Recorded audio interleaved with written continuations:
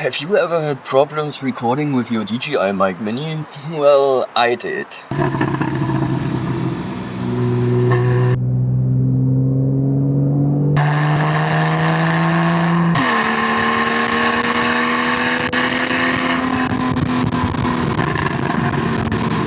That's why I got myself the DJI Mic 3.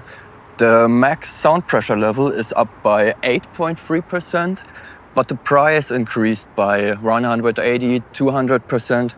And I asked myself, is the price increase really worth it? Be patient till the mid of the video, where I show you the 3 pro features the Mic 3 has now built inside. Because from the outside, basically nothing has changed. It's the same height, the same width, the same weight. The transmitter is a little bit different, but you can basically look it up by yourself. What I really enjoy is that the Mic 3 now vibrates when you push the record button. So you can be sure that, for example, your head-mounted POV camera is recording. Now let's compare both mics on a real-life test. I will rev up my car to around 5000 PMs and show the both mics side by side, the Mic Mini and the Mic 3. After that, I'll try to push them to the limits while I go full throttle on the Autobahn. Hopefully the Mic 3 won't disappoint. Let's see, and write in the comments below what you think about both mics.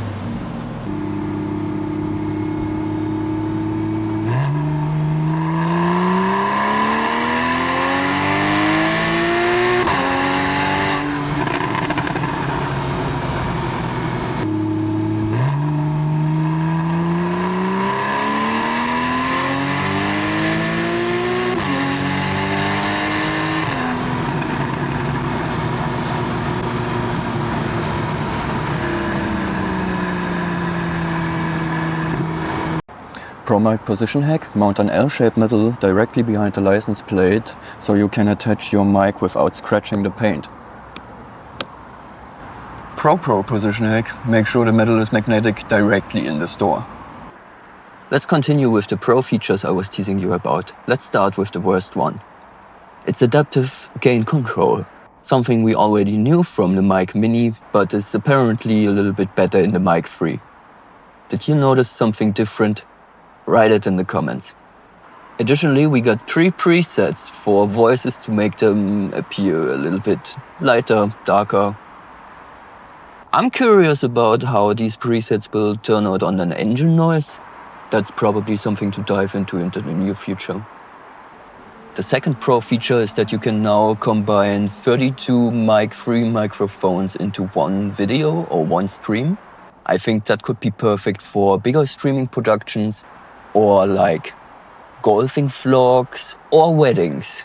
Third, and I think the best feature they added, is the 32GB internal storage. I think that will add a huge peace of mind for a lot of people when they don't have to worry about if something is even recorded or not. So, in conclusion, the Mic Mini is a great microphone. I think for its price it has a really good audio quality. And if you don't need more, it's perfect for the price. But if the Mic Mini isn't enough, I think the $200 or almost 200% more could be really worth the price. It has internal storage, it has the built-in timecode to synchronize different cameras or microphones together. It has a higher sound pressure level. And I think overall it is really worth the price. If you have a bigger production where you need a lot of microphones, if you have a loud production like Carvlogs where the 120 decibel isn't enough from the Mic Mini, or where you really cannot risk to lose the audio files, I think you have to buy the Mic 3. Thanks for watching. If you like this a little bit more in-depth review, please consider leaving a like. Bye!